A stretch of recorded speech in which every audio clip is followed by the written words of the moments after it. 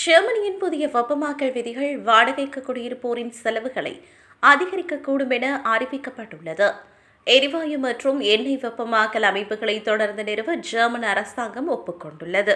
இந்த அமைப்புகள் வெப்ப பம்புகளை விட விலை குறைந்தவையாகும்.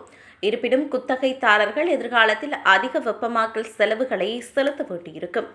எந்த வகையான வெப்பமாக்கல் அமைப்பை நிறுவ வேண்டும் என்பதை வீட்டு உரிமையாளர்கள் தீர்மானிக்கும் போதிலும் வாடகைதாரர்களே ஆற்றல் மற்றும் நவீனமயமாக்கல் செலவுகளை செலுத்துகிறார்கள் என வாடகைக்கு குடியிருப்போரின் சங்கம் கூறுகிறது.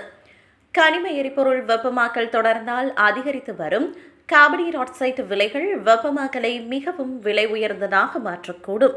குறிப்பாக பழைய கட்டிடங்களில் வசிக்கும் குறைந்த வருமானம் கொண்ட குடும்பங்களுக்கு இது அதிக செலவுகளை ஏற்படுத்தும். இந்நிலையில் இந்த முடிவை சமூக மற்றும் நுகர்வோர் குழுக்கள் விமர்சித்துள்ளன. எந்த வகையான வெப்பமாக்கல் அமைப்பை தேர்ந்தெடுப்பது என்பது குறித்து வீட்டு உரிமையாளர்கள் குழப்பமடைந்துள்ளதாக அவர்கள் தெரிவிக்கின்றனர். மேலும் புதிய விதிகள் ஜெர்மனியின் காலநிலை இலக்குகளை பின்பற்றுகிறதா என்பதனை குறித்து சுற்றுச்சூழல் குழுக்களும் கேள்வி எழுப்புகின்றன.